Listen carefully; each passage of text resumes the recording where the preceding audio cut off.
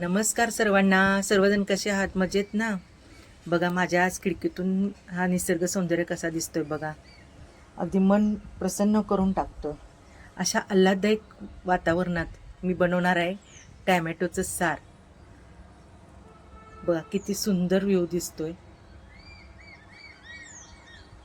पक्ष्यांचा किलबिलाट दिसतोय ना छान. चला तर आता बघूया आपली रेसिपी. त्याला लागणारं साहित्य बघूया आपण आता. त्याला लागणारं साहित्य बघूया आपण काय काय लागणार आहे. चला तर बघूया. तर बघूया आता साहित्य काय काय लागणार आहे. टॅमॅटो बघा किती रसाळ आहेत मस्त. ओलं खोबरं, हिरवी मिरची, आलं, लसूण, कढीपत्ता आणि लाल मिरची फोडणीसाठी घेतली. गुळ घेतला हा आणि कोथिंबीर आणि बीटचा एक छोटा तुकडा घेतलेला आहे. मग ते सगळं कुकरला वाफवून घेऊया आपण. ते टॅमॅटो चिरून घेतलेले आहेत. ते आता आपण कुकरमध्ये घालणार आहोत. छान एक शिट्टी काढायची. ओलं खोबरं त्यात घालतोय.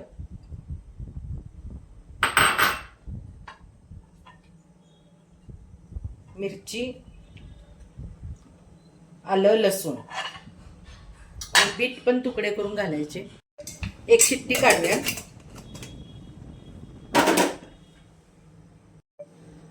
हे बघा मी आता मिक्सरमधनं बारीक करून घेतले. आता हे गाळून घ्यायचंय आपल्याला. ते गाळून घेते. पाणी घाला तुम्ही अजून. छान असं छान घट्ट निघते रस्त बघा. एक दोन वेळा काढायचं हे जे पाण्यात पाणी घालून.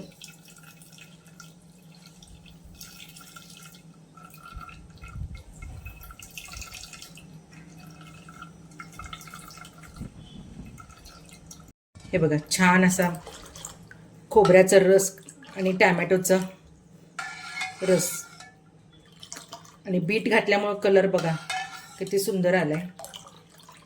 आता ह्याच्यात आपण गूळ घालणार आहोत. टॅमॅटो आंबट आहे ना, त्याच्यामुळे आपण थोडंसं गूळ घालूया त्याच्यात आणि मीठ. त्याच्यामध्ये आपण लसूण आणि आलं सगळं घातलेलं आहे. मग मीठ घालूया. लसूण, आलं, मिरची घातली. आता हे गरम करायचं आहे आणि वरून फोडणी ओतायची त्याला आपण. हे बघा आता मी गरम करायला ठेवले.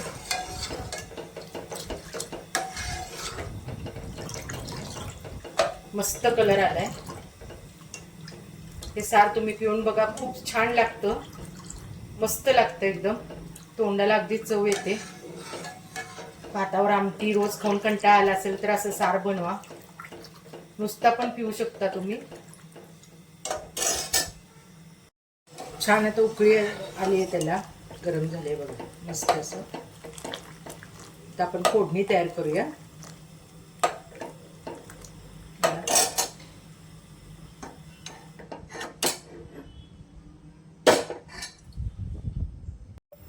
तूप चांगलं गरम झालंय. तो मोहरी टाकूया.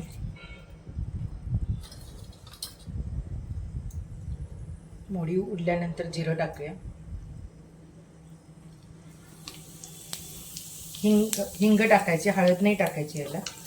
हळदीने कलर बदलेल म्हणून हिंग टाकायचं.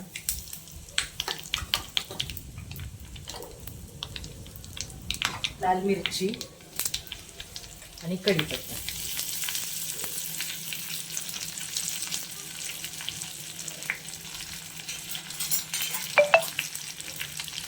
छान अशी फोडणी तयार झाली बघा. खमंग. ते आता सारावर आपण ओतणार आहोत.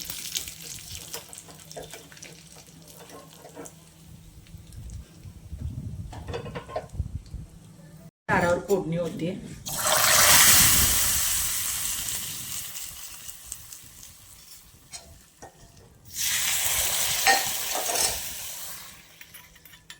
मस्त बघा टॅमॅटोचं सार बघा किती छान दिसतंय बघा. चला आता आपण बाउलमध्ये सर्व करूया. भाताबरोबर खूप सुंदर लागतं हे. कोथिंबीर घालूया त्याच्यामध्ये.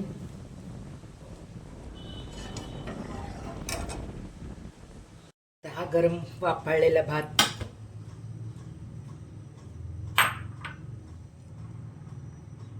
अशा वाफाळलेल्या भातावर सार, गरम सार.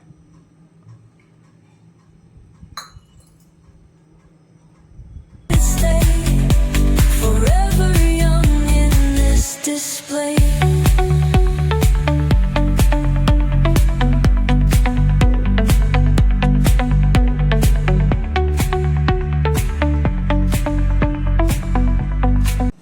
चला तर आपण त्याची टेस्ट बघूया कशी झाली. भात आणि सार मस्त गरमागरम.